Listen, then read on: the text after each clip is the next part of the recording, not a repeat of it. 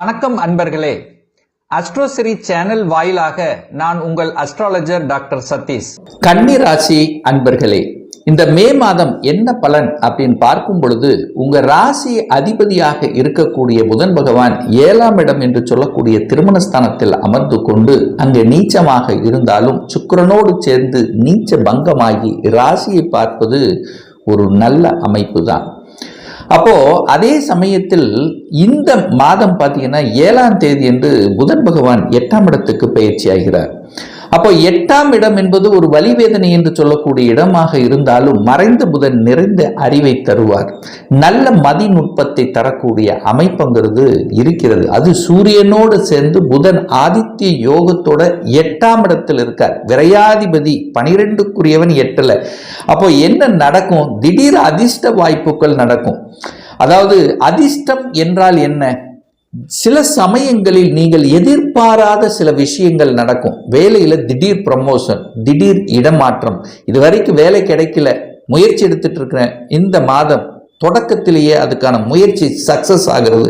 இந்த மாதிரி நினைத்து ஒரு வருத்தத்தோடு இருந்து கொண்டிருக்கக்கூடிய சில விஷயங்கள், அந்த வருத்தம் வலிகள் விலகி அது ஒரு அதிர்ஷ்டமாகவே உங்களுக்கு பாக்கியமாகவே மாறக்கூடிய தன்மையை உருவாக்கிறோம். அதைத்தான் நான் சொல்றேன். அதே சமயத்தில் பார்த்தீங்கன்னா தனம் எந்த பிரச்சனையும் ஏற்படுத்த போவதில்லை. தனம் சார்ந்த விஷயத்தில் எந்த பிரச்சனை ஏற்படுத்த போவதில்லை. என தனாதிபதியாக இருக்கக்கூடிய அந்த சுக்கிரனும் பாக்கியத்தை தரக்கூடிய அந்த சுக்கிரன் உச்ச பலத்தோடு உங்க ராசியை பார்க்குது. அப்போ ஏதோ ஒரு மூலியமாக தனம் என்பது உங்களுக்கு வந்து சேரும் அப்படிங்கிறது தான் அமைப்பு. அதுல ஒரு சிறப்பு அப்படின்னா குரு பயிற்சி நடக்கிறது. அதாவது இந்த மே மாதம் 14ஆம் தேதி குரு போய் 10ல் அமர்ந்து கொண்டு 2ஆம் இடத்தை பார்த்துடுறார். தனஸ்தானம், குடும்பஸ்தானம், வாக்குஸ்தானத்தை பார்க்குது. அப்ப என்ன? தனக்காரகனான குரு பகவான் தனஸ்தானத்தை பார்க்கக்கூடிய நிகழ்வு நடக்கிறது இனி ஒரு 15 நாளுக்கு அப்புறம், அதாவது இந்த மே மாதம் 14க்கு அப்புறம். அப்ப என்ன? தனத்தில் எந்த பிரச்சனையும் வரப்போவதில்லை. பொருளாதாரத்தில் ஏற்றத்தை கொடுக்க போகிறது. அப்போ குடும்பத்தை ஒரு சுப கிரகம் பார்க்கும்போது குடும்பம் சுபமாக இருக்க போகிறது. இதுவரைக்கும் ஒரு தொந்தரவு, ஒரு பிரச்சனை, ஒரு கருத்து வேறுபாடு, குடும்பத்தில் ஒரு அமைதி இல்லாத தன்மை, குடும்பத்தில் நபர்கள் பிரிந்திருப்பது, இந்த மாதிரி இருந்த விஷயங்கள் இப்ப அப்படியே மாறப்போகுது. குடும்பத்தில் சுப நிகழ்வுகள், குடும்பத்தில் எல்லாரும் ஒன்றிணைக்கக்கூடிய தன்மைகள், உங்க பேச்சை மற்றவர்கள் கேட்கக்கூடிய தன்மை, உங்களுக்கு சில மதிப்பு கிடைக்கக்கூடிய தன்மை, உங்க வாக்கு பலிதம், இதெல்லாமே சிறப்பு பெறக்கூடிய ஒரு மாதத்தின் தொடக்கம் தான் இந்த மே மாதம் அப்படின்னு சொல்லுவேன். இதுவரைக்கும் கேது பகவான் உங்க லக்னத்தில் உட்கார்ந்து இருந்தார். இப்போ 12ஆம் இடத்துக்கு போகுது. அப்ப ராகு கேது பயிற்சியும் இந்த மாதம் நடக்கிறது. அப்ப அதன்படி பார்க்கும்போது ராகு பகவான் 6ஆம் இடத்துக்கும் கேது 12ஆம் இடத்துக்கு போகுது. இந்த ராகு கேதுகள் 6, 12 அச்சுக்களில் இருக்கும்போது நல்லது நடக்கக்கூடிய அமைப்பு தான். அப்ப கன்னிராசி என்பவர்களுக்கு ராகு கேதுவால் எந்த பாதிப்பும் ஏற்படுத்த போவதில்லை. அதே சமயத்தில் குரு பகவானும் எங்க போய் உட்கார்றார்? 10ஆம் இடத்துல போய் உட்கார்ந்து போகிறார். அப்ப மாற்றத்தை தருவார். 10ல் குரு 10ஆம் இடத்தை புனிதப்படுத்த போகிறது. 10ஆம் இடத்தின் மூலமாக சில நன்மைகள் நடக்க போகிறது.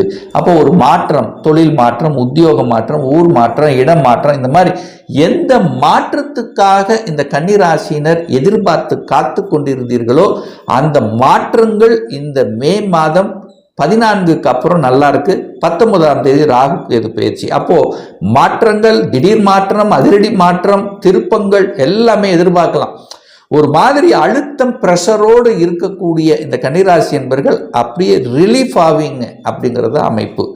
கடல் கடந்து செல்லக்கூடிய வாய்ப்புகள், சந்தர்ப்பங்கள், தொழில் ரீதியாக, உத்தியோக ரீதியாக அமையக்கூடிய சந்தர்ப்பங்களை உருவாக்கும்.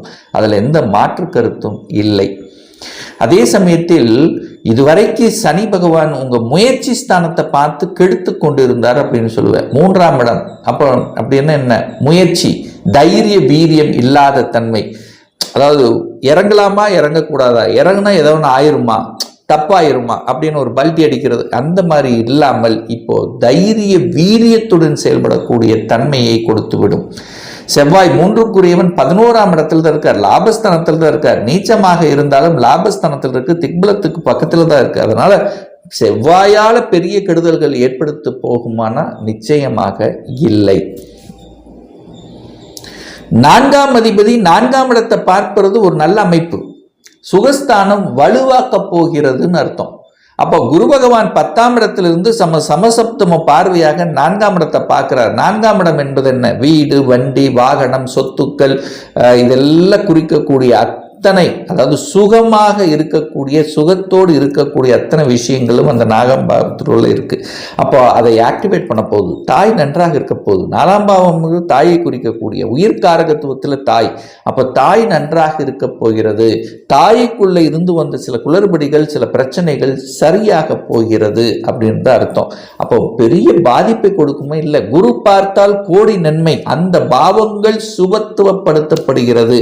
அப்போ குரு 10ஆம் இடத்திலிருந்து 2, 4, 6 பார்க்கிறார். பொருளாதார பாவங்கள் என்று சொல்லக்கூடிய 2, 4, 6 பார்க்கும்போது பொருளாதார அபிவிருத்தி நிச்சயமாக இந்த கன்னிராசினருக்கு ஏற்படுத்தும். அது எந்த மாற்று கருத்தும் கிடையாது. வீடு வாங்கலாமா? வாங்கலாம். நிலத்தை வாங்கலாமா? வாங்கலாம். விவசாய பூமி வாங்கி எதையாவது பண்ணலாமா? தாராளமாக பண்ணலாம்.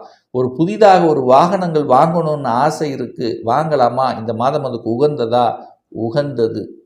ஸோ வீடு, வண்டி, வாகனங்கள் வாங்குவதற்கு உகந்தது.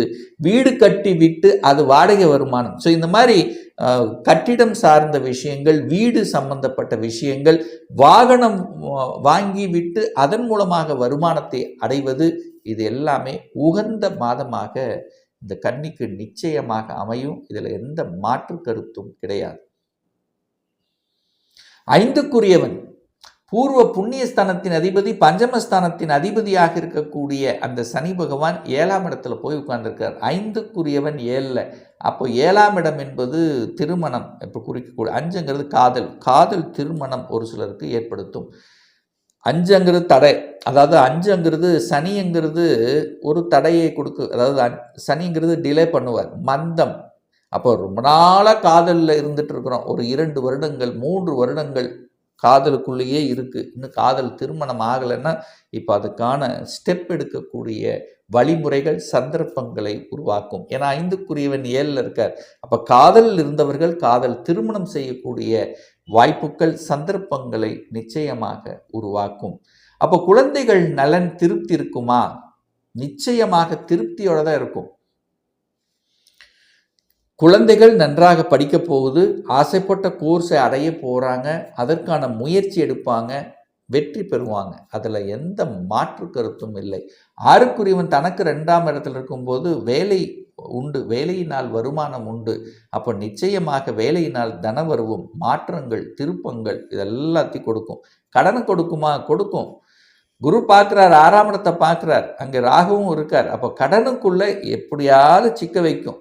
வீட்டுக்காகவோ, நிலத்துக்காகவோ, இடத்துக்காகவோ, அல்லது திருமண வாய்ப்புக்காகவோ, அல்லது வெளிநாட்டில் போய் படிப்பதற்காகவோ ஒரு கடனை வாங்க வேண்டிய நிர்பந்தங்கள், அந்த கடனின் மூலமாக அனுகூலங்கள், ஆதாயங்களைத்தான் நிச்சயமாக ஏற்படுத்தும். கண்டக சனி என்று சொல்லுகிறார்களே, 7ஆம் இடத்தில் இருக்கக்கூடிய சனி பகவான் லக்னத்தை பார்க்குறாருல்ல, உங்கள் ராசியை பார்க்குறாரு. பிடிவாத குணம்ங்கிறது உங்களுக்கு இயல்பாகவே வரும். அப்போ கொஞ்சம் விட்டு கொடுக்கணும். பிடிவாத குணம் இருக்கும் பொழுது நிச்சயமாக விட்டு கொடுக்கணும். அப்போ கணவன் மனைவிக்குள்ளே கொஞ்சம் விட்டு கொடுத்து அனுசரணையும் போகணும். ஈகோ கிளாஸ் வரவே கூடாது. இதான் கண்டக சனி. சனி 7ஆம் இடம் திருமணஸ்தானத்தில் அமர்ந்து கொண்டு அந்த சனி எங்கெல்லாம் இருக்கிறாரோ, எங்கெல்லாம் பார்க்கிறாரோ அந்த இடத்தில் ஒரு ஒரு ஒரு ஒரு குறை கொடுப்பார், ஒரு ஒரு தடையை கொடுப்பார், ஒரு பிரச்சனையை கொடுப்பாருன்னு அர்த்தம். ஸோ அதுக்கு வராமல் பார்த்து கொள்வது நம்மளுடைய கடமை. அப்போ 7ங்கிறது என்ன? திருமணஸ்தானம். அப்போ திருமண விஷயத்தில் கொஞ்சம் விட்டு கொடுத்து அனுசரணையோடு போகணும். 7ஆம் இடம் என்பது கூட்டாளிகள். நீங்கள் கூட்டு வைத்துக் இருக்கிறவர்கள், நீங்கள் யாரையெல்லாம் மீட் பண்ணுகிறீர்களோ அவர்கள் நண்பர்கள். ஸோ இங்கெல்லாம் கொஞ்சம் கரெக்டாக இருந்துக்கிறது நல்லது அப்படிங்கிறத மனதில் பதிய வைத்துக் கொள்ளுங்கள். சூரியன் போய் 8ல் உட்காந்துட்டாரே, 12க்குரியவன் 8ல் உட்கார்றது நல்லது அல்லவா? திடீர் அதிர்ஷ்ட வாய்ப்புகளை கொடுக்கும். அரசாங்கத்தின் மூலமாக வாய்ப்புகள், அரசு உதவி பெறக்கூடிய தன்மைகள், அரசு காரியங்கள் தடை இருந்தவங்க தடை என்று இருந்தவங்களாம் இப்போ இந்த மாதம் வெற்றி கொடுக்கக்கூடிய தன்மை.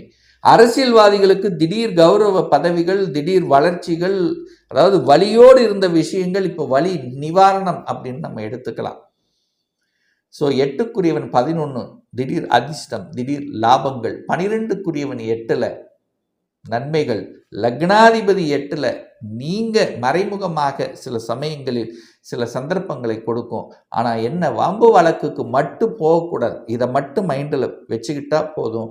மற்றபடி இந்த கன்னி ராசி அன்பர்களுக்கு இந்த மே மாதம் நல்ல மாற்றங்களையும் நல்ல திருப்பங்களையும் தனத்தால் நல்ல உயர்வுகளை கொடுக்கக்கூடிய ஒரு மாதமாக நிச்சயமாக அமையும்.